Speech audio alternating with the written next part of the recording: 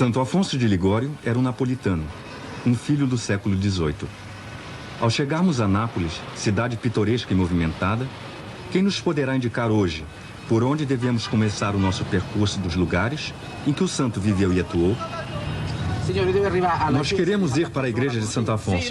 O senhor sabe onde fica esta igreja? Sim, no centro, perto de Monte Santo. A sua lembrança é ainda viva nesta pequena praça do centro histórico. Mas não só a lembrança. Ao lado da igreja de Santo Antônio à Tárcia, vivem e trabalham os padres do Instituto Religioso, cuja origem e missão se encontram nas normas e nas palavras do santo, os redentoristas, aqui presentes desde 1815. A sua história, porém, começara muito antes, em 1723. Num lugar em que a fé e o temor de Deus eram geralmente pouco respeitados, no Palácio de Justiça, baluarte do poder secular, situado no coração da cidade. Existem ainda hoje a antiga fachada e as salas históricas do Palácio de Justiça.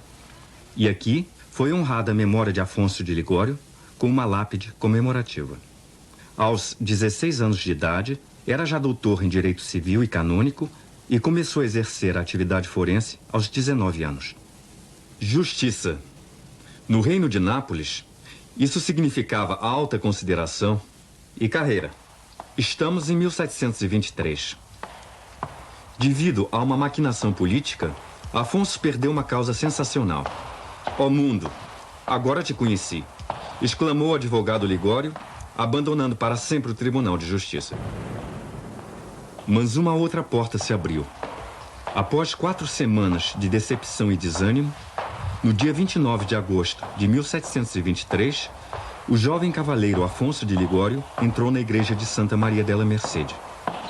Ajoelhando-se diante da imagem de Nossa Senhora, depôs o seu espadim de cavaleiro e fez voto de se ordenar sacerdote. E o Senhor disse-lhe: deixa o mundo e entrega-te a mim. Mas o Jesus que o chamava não era para ele só um menino encantador. Era também o homem flagelado, sofredor e maltratado, como representava as imagens das galeras de seu pai, Dom Giuseppe de Ligório.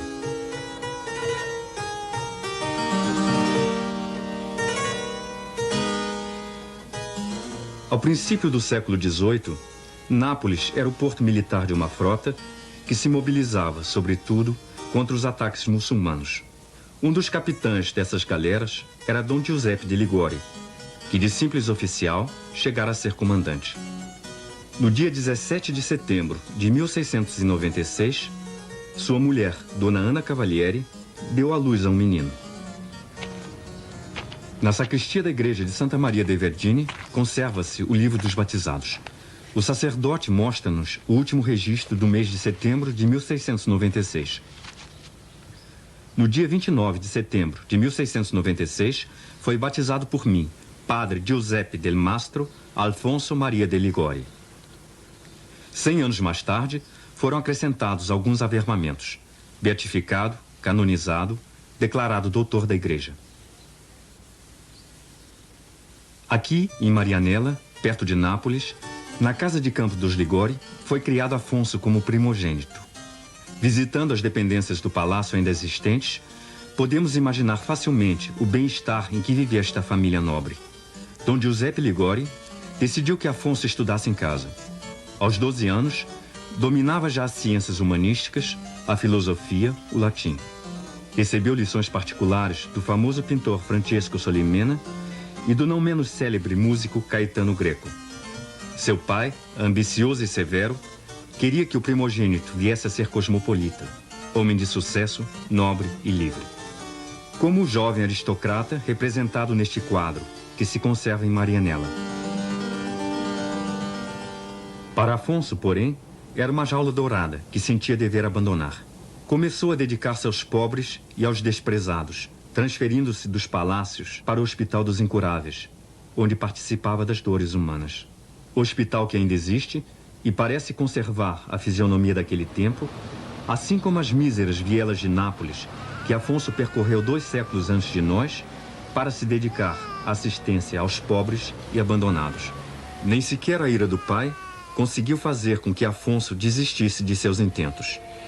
Ainda seminarista, colaborou na fundação das Capelas do Entardecer, onde os habitantes do bairro se reuniam para rezar e cantar cânticos sagrados. Essa obra existe ainda hoje, e não carece de significado o fato de alguns encontros se realizarem sempre no jardim da casa paterna de Afonso, em sua memória e em honra de Maria. Santo Afonso e a Madonna sempre insieme, porque Santo Afonso amava muito a Madonna. Para nós, Santo Afonso e Nossa Senhora estão sempre juntos, porque o santo amava muito a Nossa Senhora. O exemplo desse santo nos estimula a estar unidos a Nossa Senhora e a rezar para ela.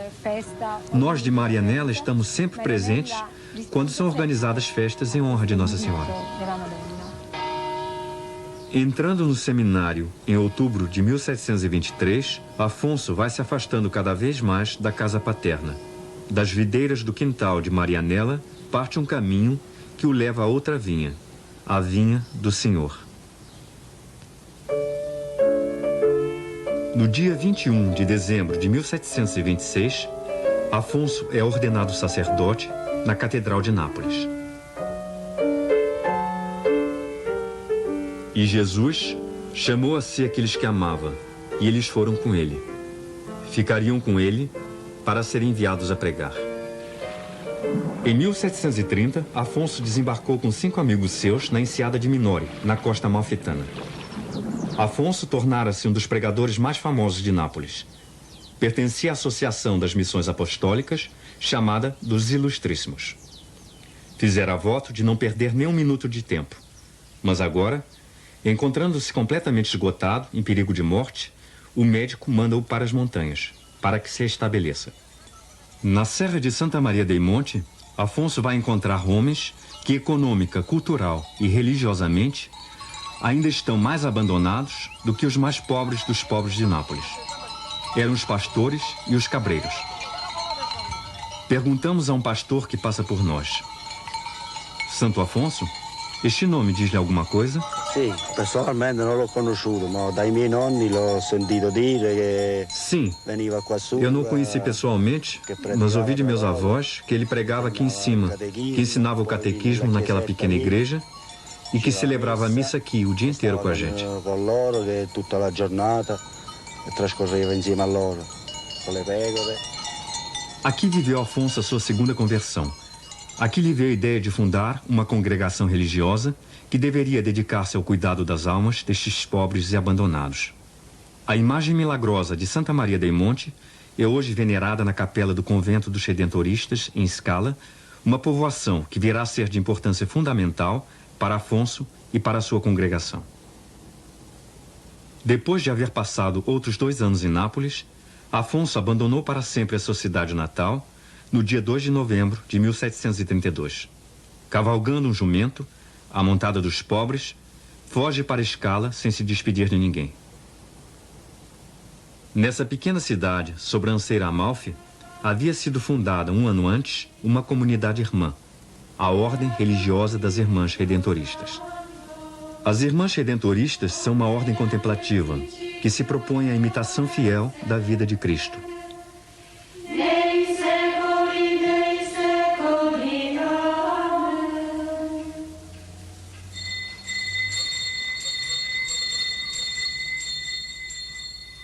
Foi sua fundadora, Irmã Maria Celeste Crostarossa, ex-carmelita.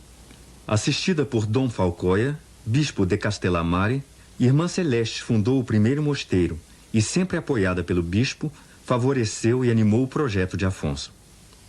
Não muito distante do mosteiro das Redentoristas, encontra-se a Casa Anastásio, hoje abandonada e que foi a primeira morada de Afonso.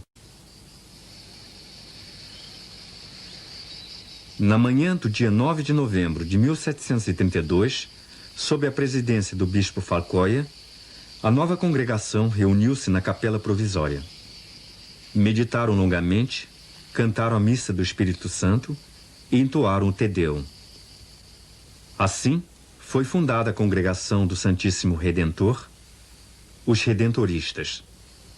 Afonso de Ligório tinha 36 anos e a sua concepção de uma nova comunidade lentamente ia tomando forma. Retirava-se com frequência a uma gruta próxima para meditar e refletir sobre o desenvolvimento futuro da comunidade. Segundo uma piedosa lenda, Nossa Senhora aparecia-lhe nessa gruta, dando-lhe sugestões e normas para o novo instituto missionário. Mais tarde, construíram uma capela nesta gruta.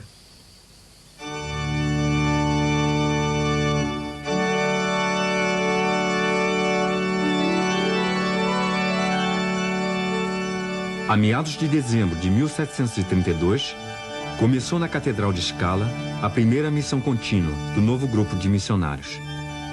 As palavras de Afonso contêm já a definição do seu apostolado.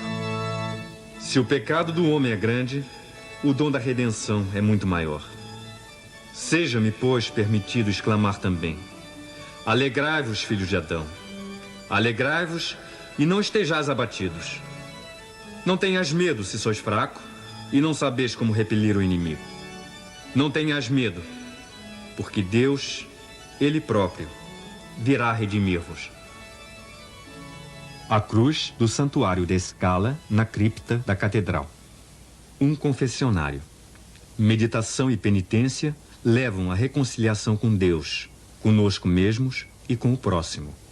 Juntamente com a pregação e o sacrifício da missa, a confissão era para Afonso o momento em que a redenção divina se concede ao crente. Tramonte, um vale perdido perto de Scala. Para nós, visitantes, constitui um espetáculo de rara beleza, um panorama maravilhoso sobre a costa amalfitana.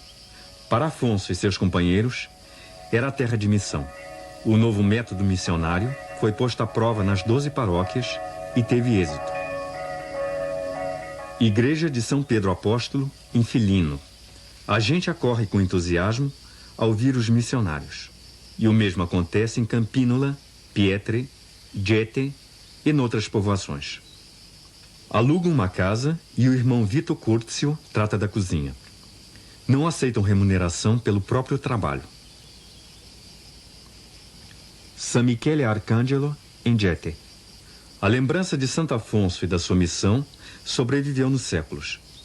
Junto desta capela, cavada na rocha, outrora lugar de culto romano, reuniam-se às centenas os habitantes dos arredores.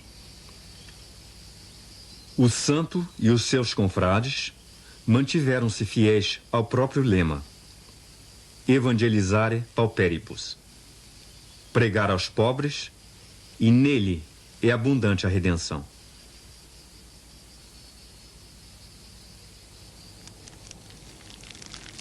A Casa Anastásio permaneceu sempre a primeira casa da comunidade religiosa, o centro e ponto de encontro onde ela sempre voltava a reunir-se. Embora os missionários, chamados por outras tarefas e por novas fundações, a tivessem que abandonar, decorridos apenas 5 anos. Ao partirem, deixaram gravado no muro, ao lado da estufa, o escudo da congregação e uma data: Anno Domini 1738.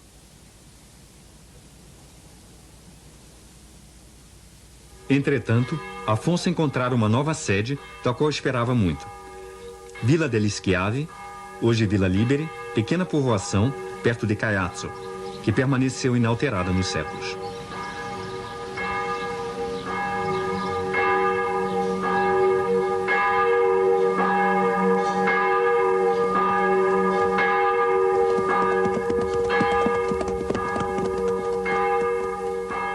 A pequena igreja de Santa Maria e a casa anexa, confiada a Afonso na primavera de 1784. Santo Afonso queria transformá-la num verdadeiro convento e em centro de exercícios espirituais. Era aqui também a sede do noviciado. Afonso deu logo início à sua característica cura de almas, ou seja, a missão contínua. Meditação ao povo todas as manhãs e, à tarde, visita ao Santíssimo Sacramento, pregação e catecismo.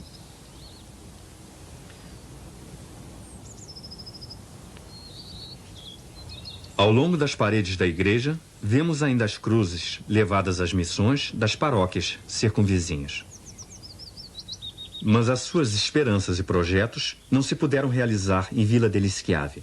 Passados 3 anos, após uma série de intrigas, ameaças e até agressões ao convento, os missionários tiveram que abandonar este lugar para sempre. Os vales, à volta de Tiorani, apresentam-se ainda hoje tão tranquilos como naquela manhã do dia 4 de março de 1736, dia em que começou nestes lugares a missão dos redentoristas. E aqui, Afonso continua a ser festejado todos os anos, precisamente como há 250 anos.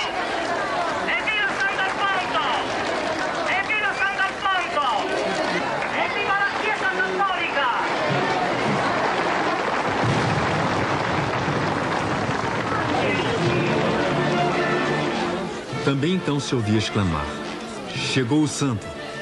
Repique de sinos, música e foguetes saudavam a chegada dos missionários. Tanoia, biógrafo de Afonso e seu contemporâneo, escreveu: passado pouco tempo, Tiorani não se reconhecia a si mesmo. Foram banidas rixas e rancores.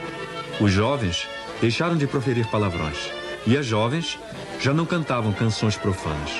Nas casas e pelas colinas, ouviam-se ressoar as canções religiosas de Afonso.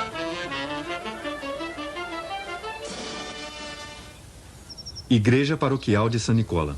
Podemos imaginar facilmente como no dia 4 de março de 1736, os padres foram solenemente acompanhados a esta igreja, como o Santo Afonso subiu ao púlpito para anunciar a grande missão, que todavia não acabaria aqui em Tiorani.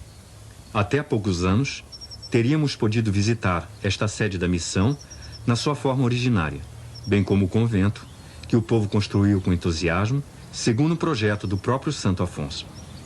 Mas no dia 23 de novembro de 1980, às 7h30 da tarde,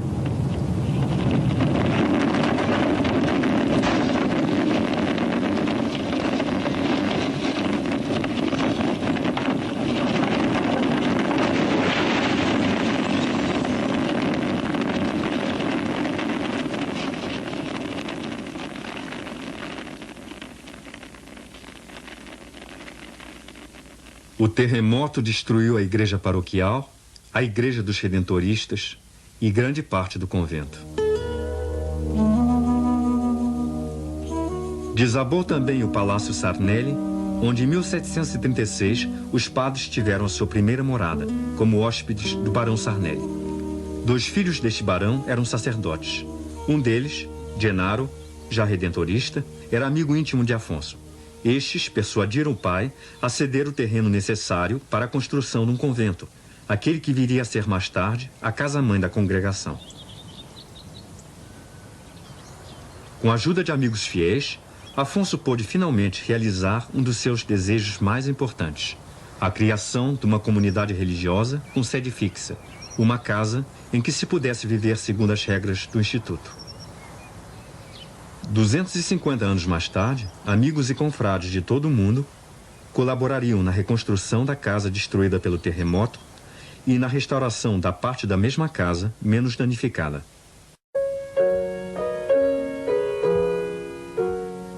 O visitante encontra aqui, a cada passo, vestígios da história antiga da congregação. Afonso viveu e trabalhou nesta cela quase 15 anos. Aqui, escreveu muitas das suas obras. Pintou, compôs cânticos sagrados. Aqui também se realizou um processo decisivo na sua vida, ou seja, a integração da sua personalidade com a nova comunidade. Aqui escreveu o projeto da regra. Capela da Casa de Tiorani. No dia 21 de julho de 1740, festa de Santa Maria Madalena, essa capela foi a sede histórica deste processo. 5 padres e 4 irmãos fizeram aqui o voto de perseverança nas mãos de Monsenhor Falcoia, até então diretor do Instituto. A primeira profissão religiosa na história da congregação. Irmão Gennaro Rendina. Irmão Gioacchino Gaudiello. Padre Giovanni Mazzini. Padre Andrea Villani.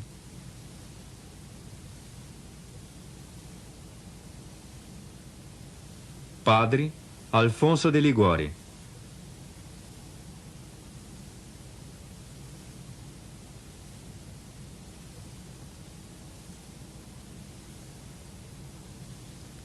Padre Saverio Rossi. Padre Cesare Sportelli. Irmão Vito Curzio. Irmão Francesco Tartaglione.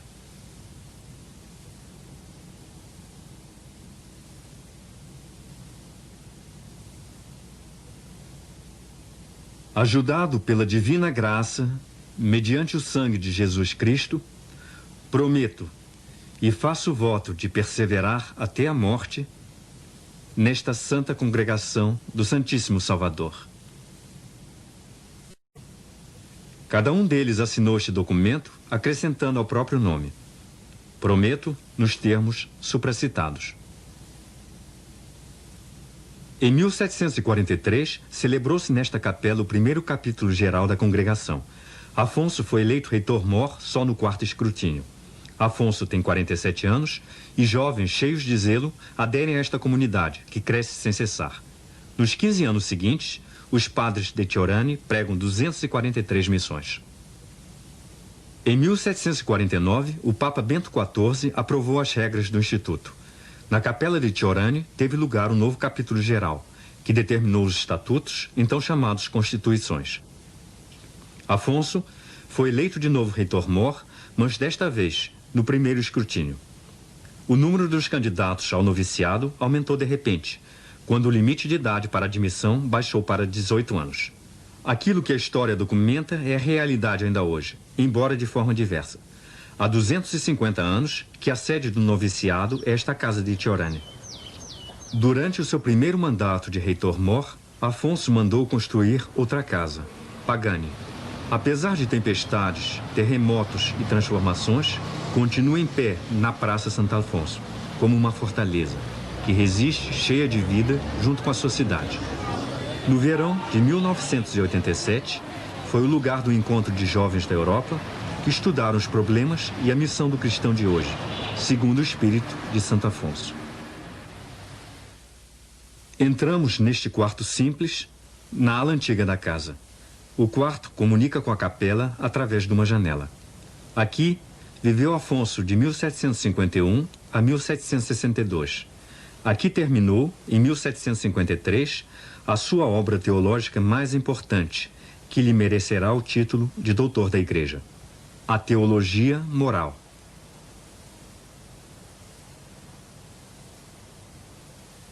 Afonso, escritor. Em 1768, escreveu uma das suas obras-primas, A Prática de Amar a Jesus Cristo. Diante dos olhos, o quadro de Cristo na cruz, pintado por ele aos 23 anos, e a antiga lembrança das estátuas lancinantes e ensanguentadas da galera do comandante Dom Giuseppe de Ligório. Aos 64 anos, compôs ao cravo o comovedor dueto Entre a Alma e Jesus Cristo. Aonde vais, meu Jesus? Vou a morrer por ti. Vais então a morrer por mim, meu Deus amado? Quero ir contigo. Quero morrer contigo. Tu ficas em paz e compreende o meu amor por ti.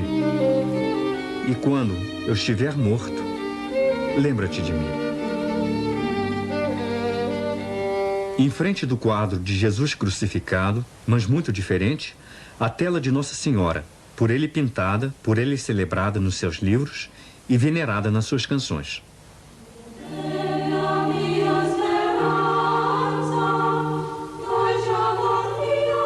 O grande meio da oração. Este livro pertence à série de escritos que tratam das questões práticas de fé. A sua linguagem simples e brilhante pode considerar-se um contributo para o desenvolvimento do italiano moderno. Durante a sua vida, Afonso deu trabalho a 53 editores. As suas obras, traduzidas em mais de 70 línguas, tiveram mais de 20.000 edições. A antiga biblioteca de Pagani, por ele fundada, documenta a sua erudição, argúcia e cultura. Aos 66 anos de idade, é nomeado bispo de Sant'Agata dei Goti pelo Papa Clemente XIII.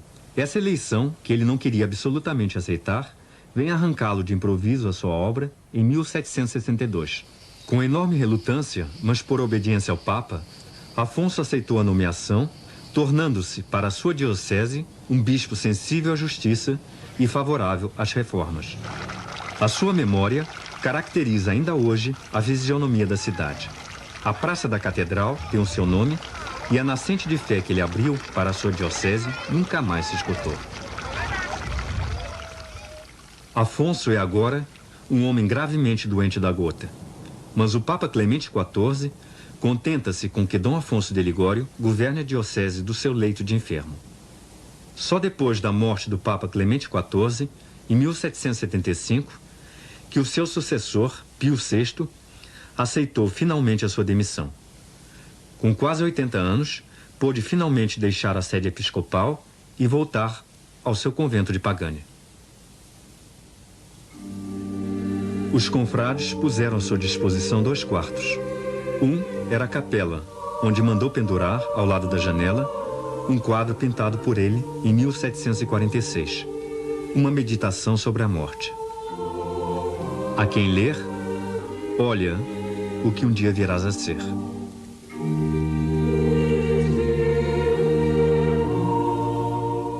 Ao lado, um pequeno aposento, quarto de dormir e de trabalho.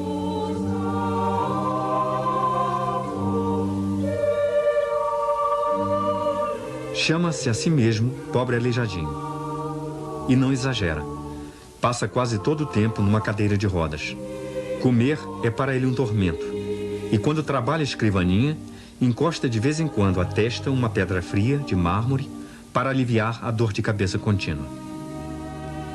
Nos últimos anos de sua vida, não podia celebrar a missa. O seu lugar era agora sob a cruz de Cristo. A doença ia apertando cada vez mais dolorosamente a sua cabeça contra o peito, até ao ponto de a não poder nunca mais levantar. Afonso tem 90 anos. Só Deus sabe qual e quão grande foi a sua angústia espiritual ao fim da sua vida. Todavia, o seu último retrato representa-o de olhos vivos e pensativos, testemunhas do seu vigor espiritual até a morte. No dia 1º de agosto de 1787, chegaram a Pagani muitos confrades das outras casas. Às 11 horas, souberam que Afonso estava a morrer. Recolheram-se em oração à volta do seu leito. Cada um queria que o pai tocasse um crucifixo, uma imagem de Nossa Senhora. Ao toque do Ângelus, expirou.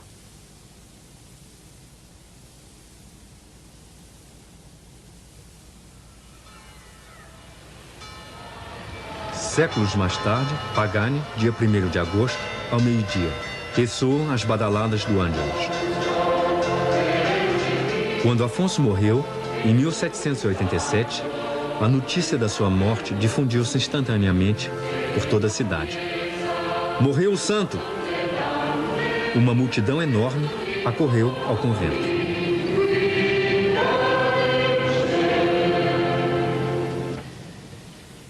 Muito numerosas as crianças e os pobres que vieram despedir-se do seu amigo, visitá-lo pela última vez. E hoje, como então, continuam a afluir. Não esquecem seu amigo e pai.